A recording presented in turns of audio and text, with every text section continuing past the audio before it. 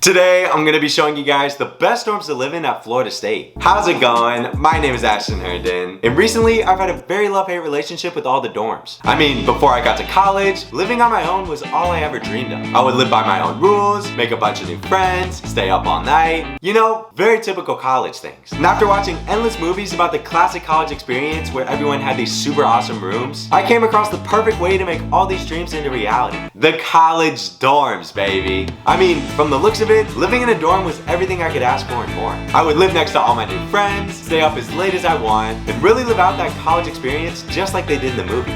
But once I actually got to my room and moved all my stuff in, I quickly realized that living in a dorm was a lot different than I thought it would be. The rooms were extremely small and I had no privacy at all. None of the appliances worked. My roommate turned out to be this super weird kid who never left the room. And worst of all, I was next door neighbors with the frat guys, so I spent every night looking like this.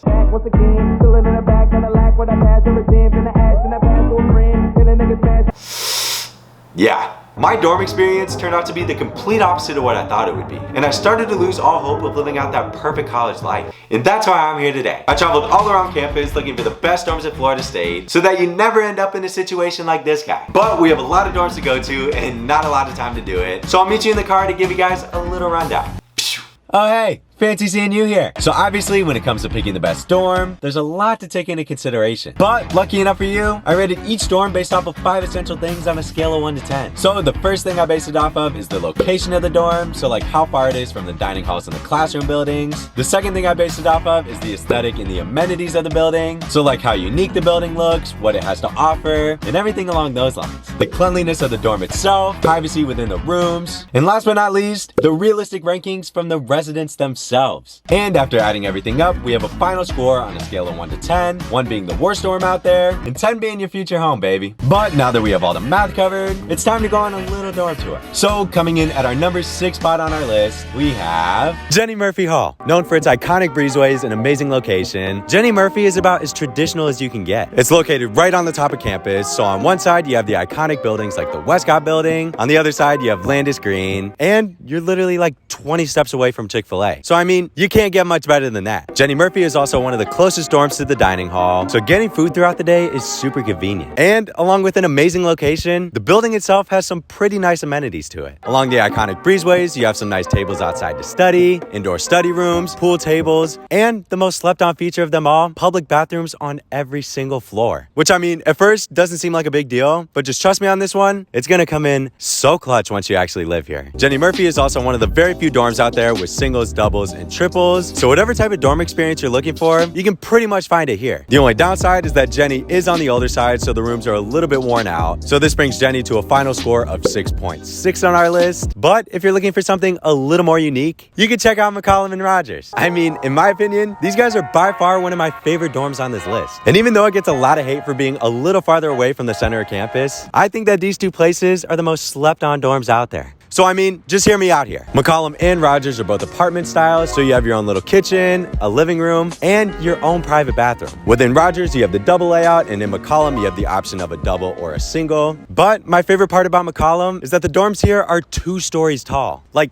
that's literally insane. As far as location goes, it is a little more secluded from the big parts of campus, but don't let that fool you. Both of these dorms are located right next to Seminole Cafe, so you don't have to walk like 20 minutes to get food. There's a bunch of restaurants right across the street, and if you guys are into exercise, the outdoor gym is literally right outside your front door. So I mean, again, very slept on dorms here. But just like Jenny Murphy, these buildings are a little older, so a lot of the rooms are a bit stuffy and run down. And as a lot of the students like to say, both of these buildings kind of give off a prison vibe. So I mean, it does take a little hit on the aesthetic part. So after considering a great location and a ton of privacy, McCollum and Rogers end up at a solid 6.8 on our list. But if you want to have all this privacy and be a little closer to the action, then Reagan's Hall is the perfect place for you. Known for its 4 massive buildings and a beautiful courtyard in the middle, Reagan's brings you all the perks of McCollum and Rogers, but with a little better location. It's located right in the middle of campus, so you're right next door to places like the SLC and the Health and Wellness Center, and you're also right in the middle of Traditions and Pensacola parking garages. So getting to and from your car should be super easy. Reagan's is also another apartment-style dorm, so you have your own room, kitchen, living room, and you typically live with 3 other roommates. But this kind of works out perfect because Reagan's just opened up their new rec room. Located in the basement, the rec room has lounge chairs, pool tables, and everything you need to bond with all your new roommates. The The only downside is that there's not too many laundry machines, and I've heard that there's no water fountains in any of the buildings. So I mean, that's a very concerning thing here. But with all that being said, Reagan's Hall turns out with a very nice 7.6 on our list. But before we move on to the next dorm, I have a little tea to spill. So usually Reagan's is known as the most popular upperclassmen dorm on campus, but I'm gonna let you guys in on a little secret. Freshmen can live here too. And because nobody thinks of it as a freshman dorm, you have a very high chance of getting in here. But I mean, don't quote me on that. So coming in at the dead center of our list, we have Wildwood and Traditions, which is kind of perfect because Wildwood and Traditions fall right in the center of campus. Outside of Wildwood, you have the perfect distance between Swanee and Seminole Cafe. You're right in the middle of the Leach and the Health and Wellness Center. Pretty much anywhere you want to go on campus, you're the perfect distance from it. As far as layouts go, Wildwood has your typical dorm room experience, while Traditions is a little more apartment style. But either way, both of these buildings were just redone and are known as some of the cleanest dorms on campus. So I mean, either way, you really can't go wrong. Wildwood is also the closest dorm to Doak Campbell, so on game days, this is the perfect place to be. And if you listen hard enough, you can hear the band playing from their practice field, and it literally sounds like you're walking through a theme park. So I mean, how cool is that? And as cool as it may be to always have background music, I've heard that the constant noise of trumpets at 8 in the morning can get a little annoying at times. So with all that being said, Wildwood and Traditions come out to a solid 8.1 on our list today. But if listening to the band all the time really isn't your thing, then you should definitely check out Landis. So typically when you hear the word Landis, most people usually think of, you know, the green, but little do they know that they actually have a very nice dorm too. Located right in the center of Landis Green, Landis Hall is the perfect definition of that traditional college feel. I mean, Landis is by far one of the oldest dorms on campus, so it has a lot of cool looking architecture, a nice courtyard in the front, and one of my favorite features, they have a freaking sky room. I mean, with a bunch of couches and lounge chairs, this is definitely something you don't see in every other dorm. So the aesthetic Ivy League type vibe in the dorm definitely gives Landis a leg up on our scale. As far as living goes, Landis offers everything from singles, doubles, and triples. So any way that you want to live, you got to hear Landis, baby. But I have heard that some of the rooms do share a bathroom with an RA. So on the bright side, you have one less person to share with. But on the other hand, you are still sharing it with an RA. So you have to be a little more careful with what you're doing. But at the end of the day, for the perfect location and that Harry Potter type of vibe, Landis kind of checks all the boxes. And in the past, Landis was exclusively known as the honors dorm on campus. But just like Reagan's Hall, regular freshmen can live here too. So I mean, you definitely don't want to miss out. And after taking everything into consideration, Landis Hall brings in a solid score of an 8.8 on our list. But there's still one place that just beat it out. So let's go check it out.